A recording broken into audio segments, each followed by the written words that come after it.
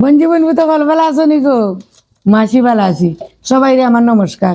ও দেখো আমার ভাই বুতে গ্রাম থাকিয়া গাতাইছি কই মাছ লই আইছে, চিং মাছ লই আইছে। মাসি আজকে কই মাছ দিয়া ফুলকপি দিয়া রান্না করবো। ফুলকপির সিজন তো শেষ হয়ে যায়। এখন আমরা শাশুড়ি বৌমায় মাছ গুনটা বানাইলাম। জিতা কই মাছ তো আর বিছলা এখন আমি চালি ছাড়া বাড়িতে পারতাম না মাই। এখন আমি একটু চালি দিয়ে এরাম কই মাছও।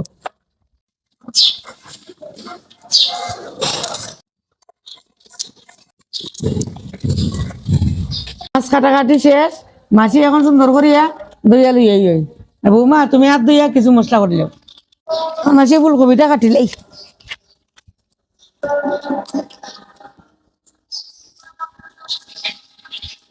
ফুলকপি কাটিলি যে মাছি এখন 2টা আলু কাটিলেই। ফুলকপির লগে তো আলু না দিলে স্বাদ লাগে না।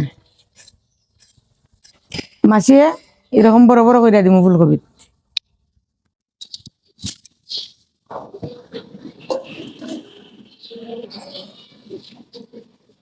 বৌমা আমিও ভাই ফুলকপি আর আলু ভাজি করলাম, তুমিও ভাই দি মাছ গুনটা ভাজি করলাম। আচ্ছা, ফুলকপি আর আলু গুনটারে ভাজি করে নিল। অনেক একটু লবণ আর হলদি দিলাম।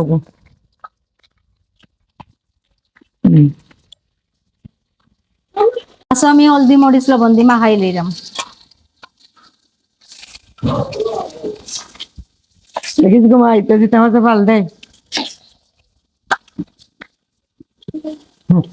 না, আমি তো দিতে আমার দিকে তেরা হয়ে গেছে।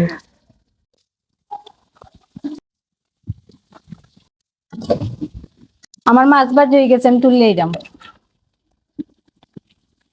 এখন আমরা বাজাবাজি শেষ, এখন তরকারিতে বয়ে দিব।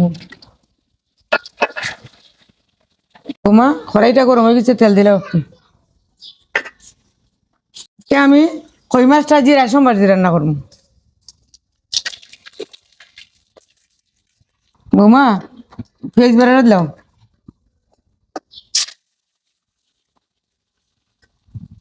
বৌমা পেঁয়াজটা বাজি দিয়েছি, জিরা বাটা দেও।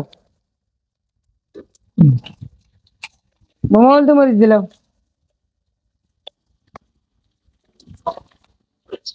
সামান্য জল দাও।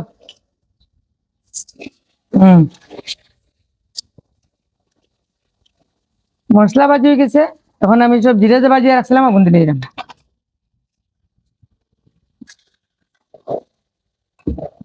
অন্য সপ্তাহ দিলে গো লবণ তো দিলে না, লবণ দেও।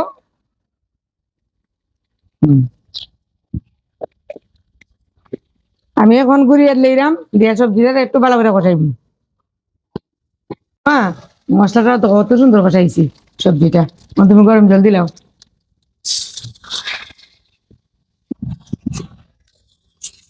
কবি আর আলুটা সুসিদ্ধ 5টা মিনিট ডাইকা দিলাম। বৌমা তো আলুটা কত সুন্দর সিদ্ধ হয়েছে, ওর মাছটা দিলাম।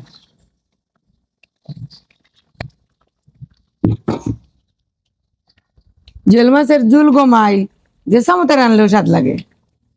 আমার রান্নাটা হয়ে গেছে, এখন আমি কাঁচামরিচ আর ধনিয়া পাতা দিয়া নামাইলাম।